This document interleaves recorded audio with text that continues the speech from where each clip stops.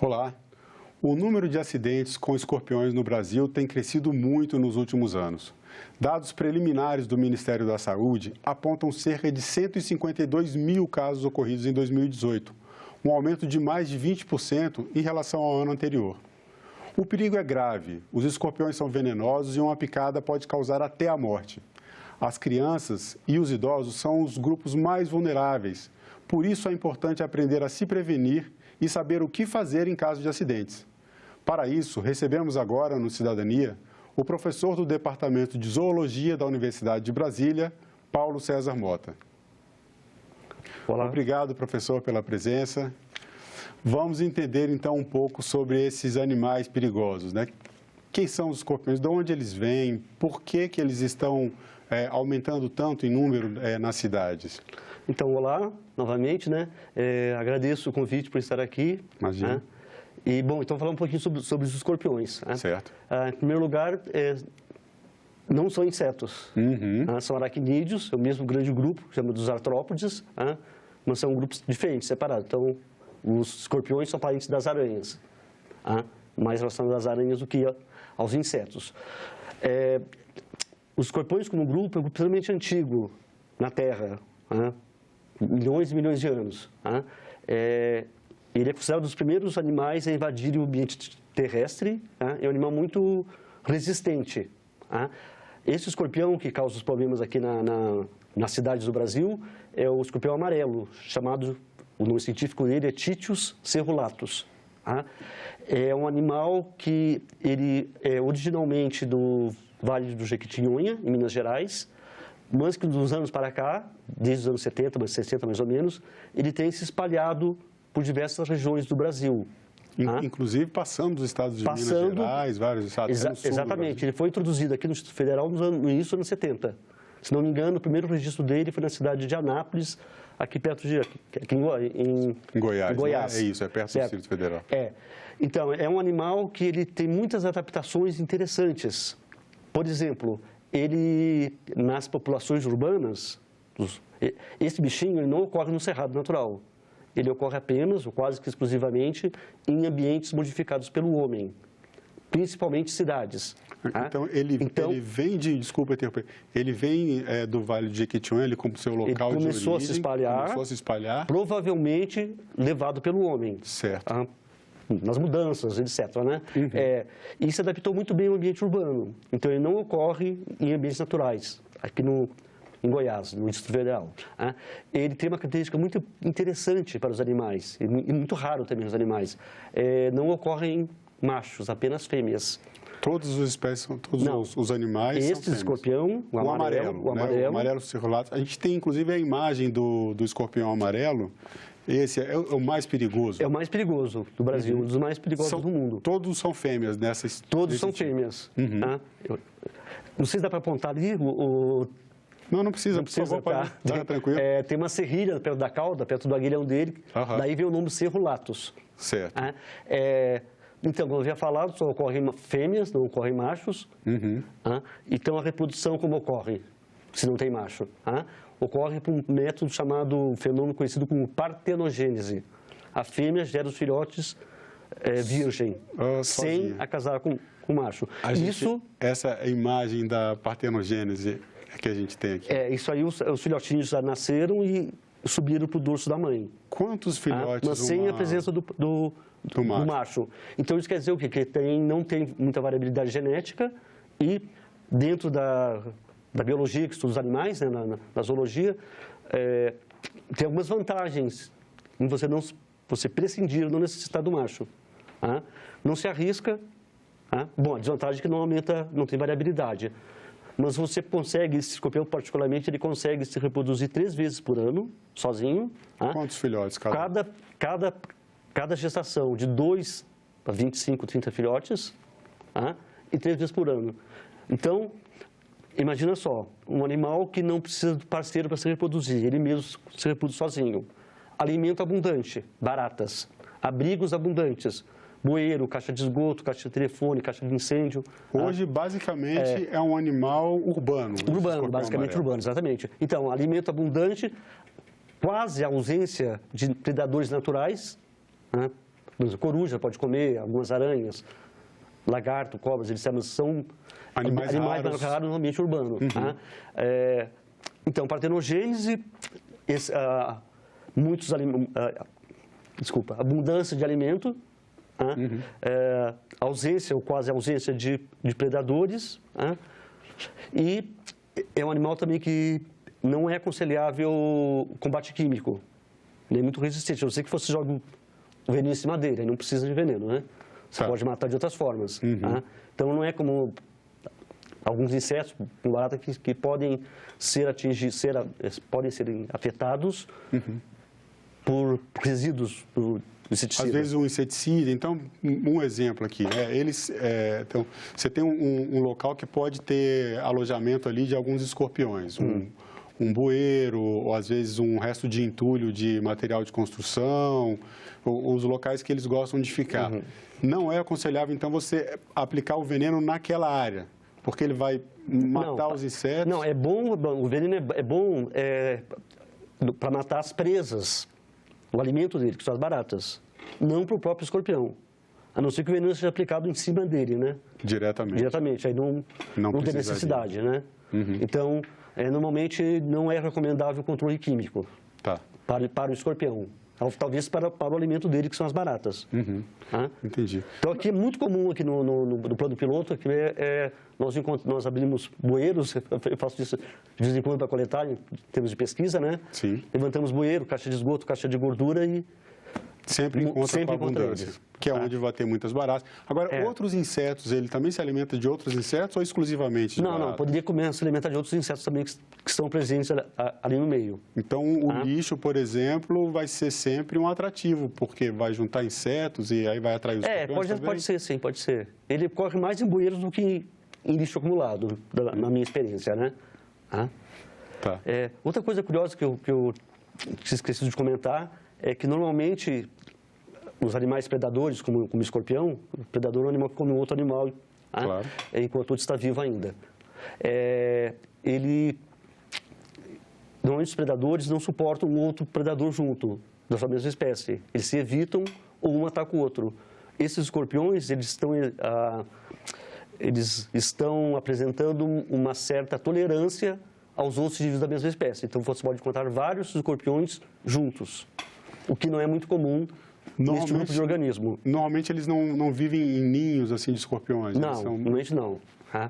Você pode encontrar mais de um dentro de um bueiro, por exemplo, como o senhor encontra quando faz Exatamente.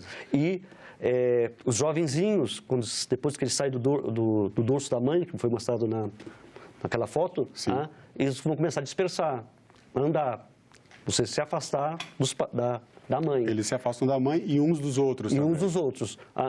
Então, nessas andanças, eles acabam entrando onde não devem. Nas casas, nas escolas, acontece, né? A gente tem lido alguns relatos também de crianças em escolas que sofreram picadas de escorpião. Outra coisa importante e interessante, que você falou no início da nossa conversa, é que até o final do século passado, até 1999, o principal causador de acidentes, não de mortes no Brasil, de acidentes com animais, eram as cobras. As cobras foram superadas pelos escorpiões a partir do ano 2000, mais ou menos. Então, os escorpiões têm a ver com... Processo de urbanização? Urbanização, exatamente. O homem foi para cidades, né, para a urbanização. As cobras, em geral, continuam no ambiente natural ou rural, na delas lá, mas esse escorpião, particularmente, acompanhou o homem. E no ambiente rural também se encontram algumas espécies de escorpiões? Bom, na natureza, no Brasil tem cerca de 150 a 200 espécies de escorpiões, mais ou menos. No Cerrado, em torno de 20 a 30 no ambiente natural, aproximadamente. Mas nas áreas urbanas, praticamente os cerulatos. Ele já está invadindo ou sendo levado para locais, digamos, uma fazenda, onde na sede da fazenda pode ter esse escorpião. No mato ao redor, não, mas na sede ele pode ser encontrado.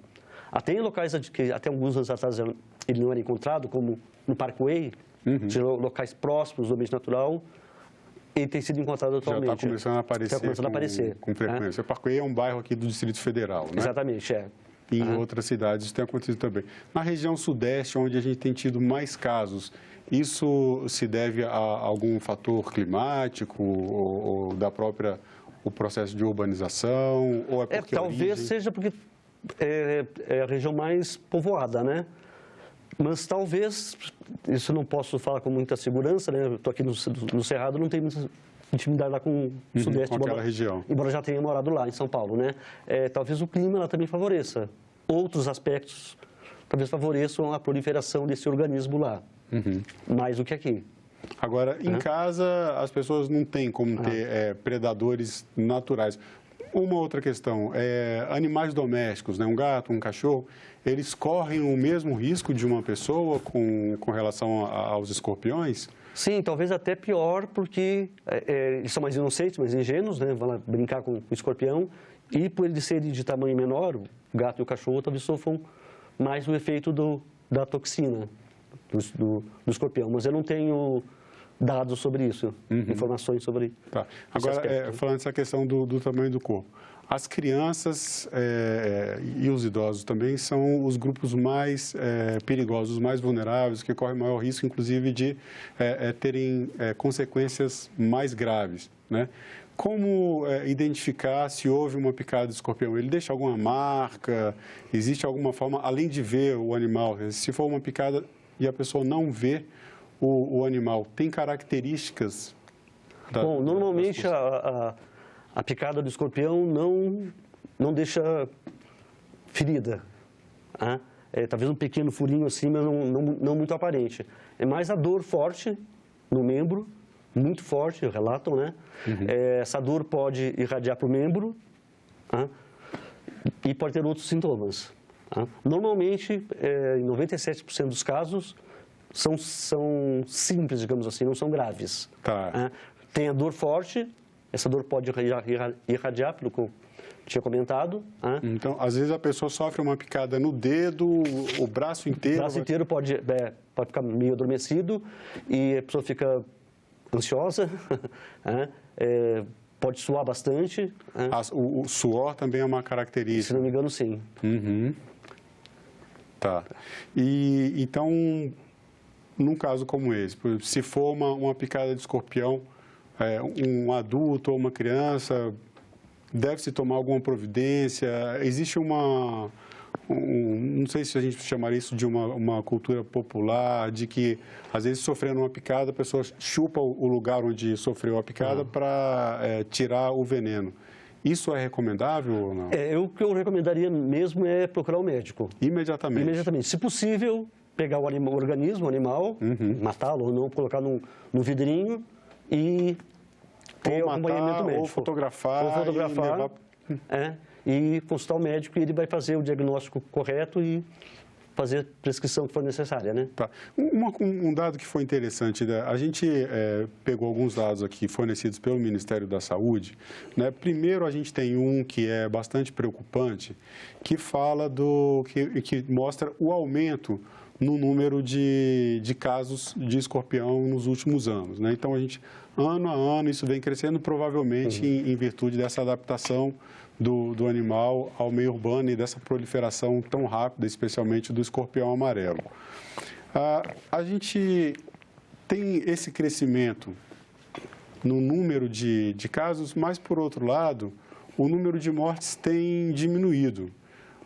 Está havendo pesquisa, desenvolvimento de um soro com mais eficiência? Isso está sendo mais bem distribuído? Não sei. Não, na verdade, a toxina desse escorpião não é muito forte para o homem, infelizmente.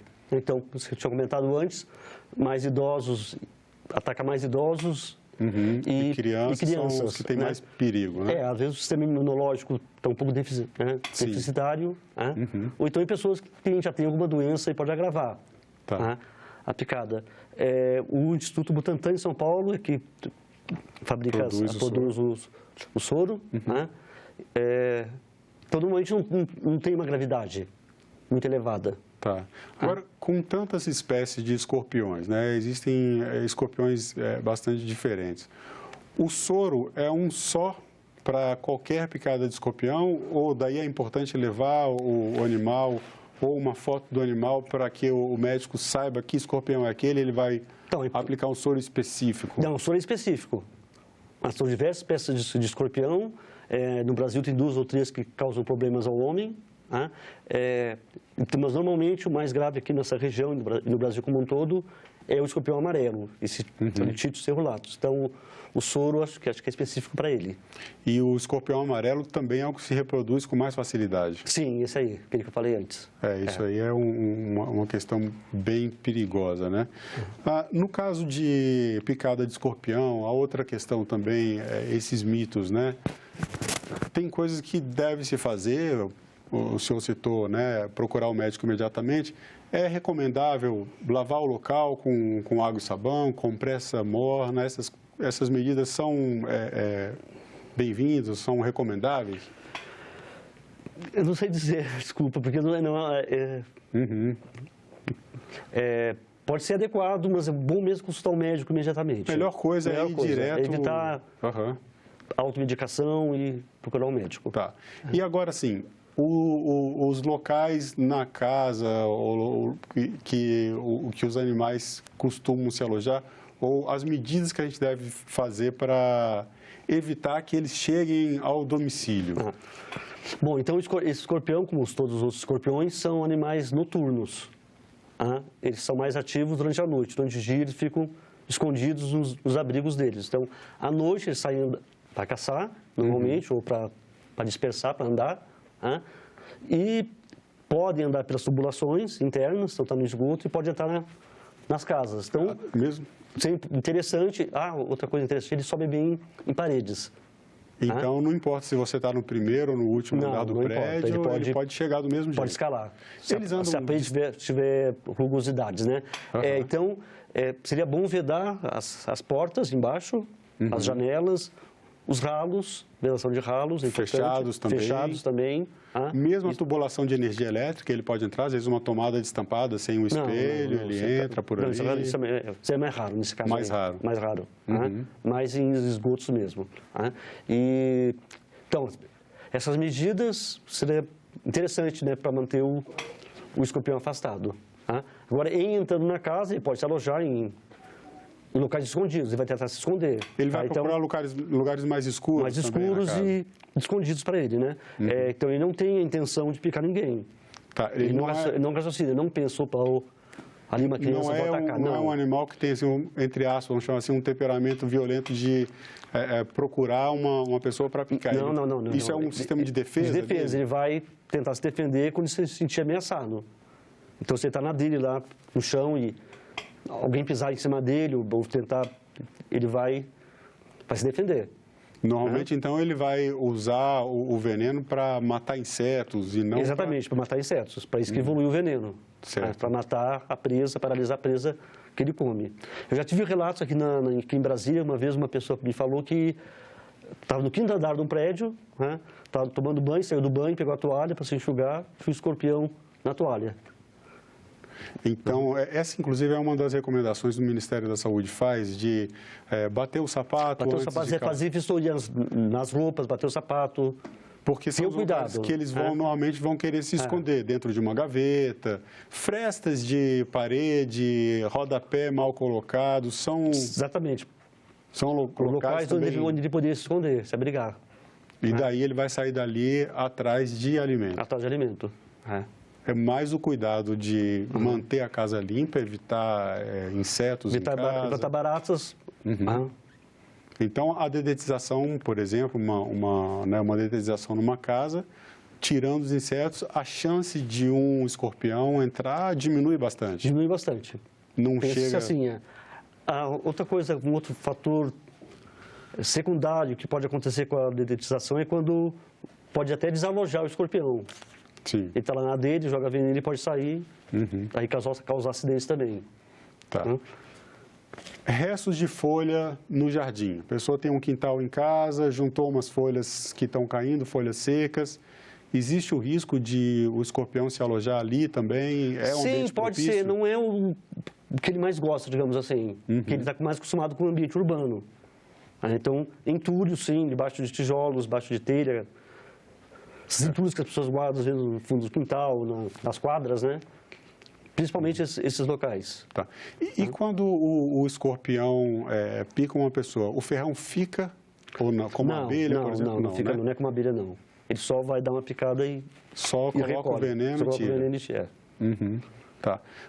Outras formas dele se alojar, por exemplo, muita gente gosta, às vezes, vai juntando material de construção, às vezes porque está preparando uma obra ou uma sobra que teve, azulejos, telhas.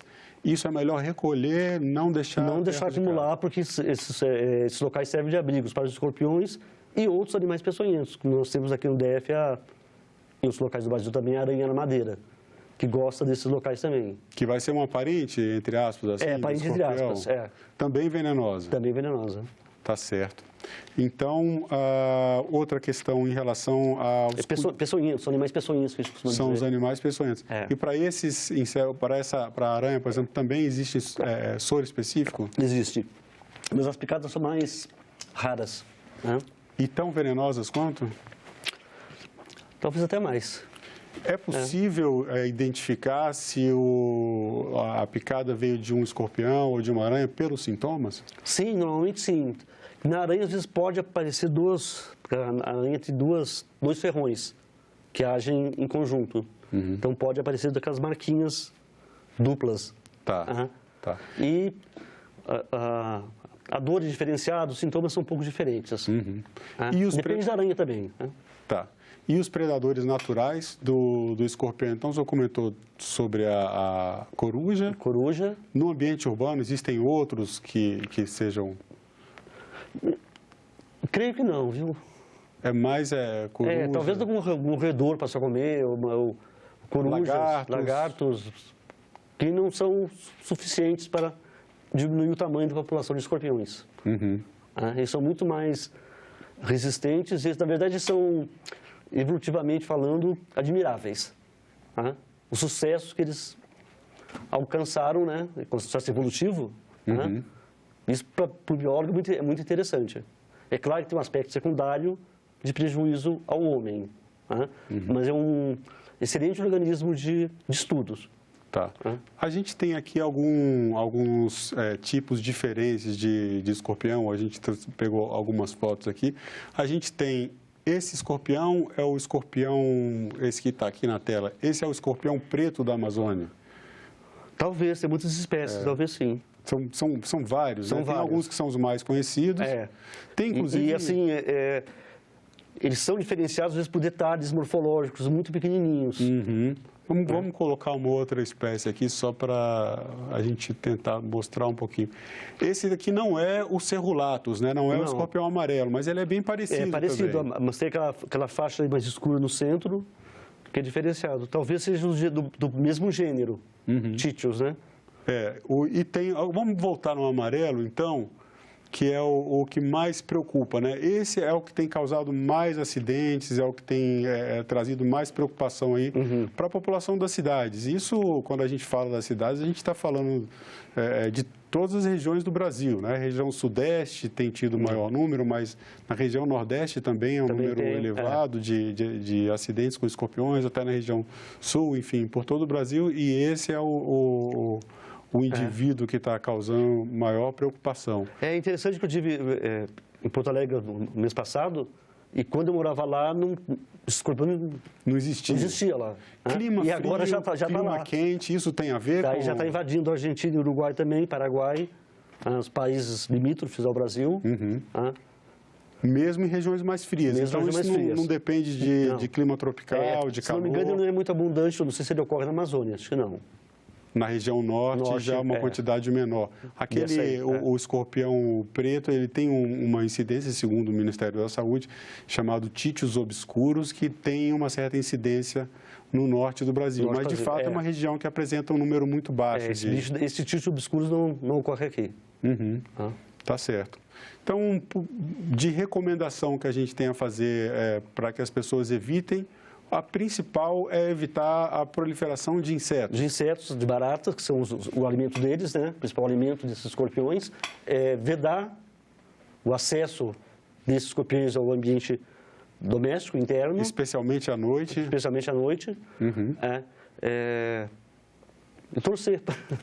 Pra que Outra lenda, não sei se é lenda, talvez seja provável que seja verdade, que quem tem galinha no quintal não tem escorpião. Sei. Né? Embora a galinha cisque de dia, o escorpião seja ativo à noite. Tem uma diferença aqui. Mas ela vai ciscando e acaba desalojando e ela come, ela é predadora. Pode comer. Então, além desses, como a coruja, por exemplo, a gente vai ter a galinha, mas aí vai ser mais em ambientes rurais. Ambientes rurais, Mas existem os ambientes rurais que são próximos às cidades também. E esses também a gente tem tido alguns casos, né? Sim. Tá certo. Aí, nesses locais, esses animais poderiam comer o escorpião. Tá bom. Eventualmente. Perfeito. Professor, muito obrigado pela sua participação, obrigado pelos esclarecimentos. Aqui eu acho que são informações importantes para você que está em casa, para você que tem criança, principalmente. Muito cuidado com esses animais, cuidado com o lixo dentro de casa, cuidado com a proliferação de insetos, especialmente baratas, não é mesmo, professor? Sim. Que é o alimento preferido dos escorpiões. Muito obrigado pela sua presença. Agradeço também pelo convite, por estar aqui com vocês. Muito obrigado. E agradecemos também a sua audiência. Se você quiser rever, baixar ou compartilhar o link desse programa, visite a nossa página na internet, senado.leg.br/TV, ou então o canal da TV Senado no YouTube. Se você quiser fazer algum comentário, crítica ou sugestão, ligue para 0800 61 2211. Obrigado pela sua atenção e até o próximo Cidadania.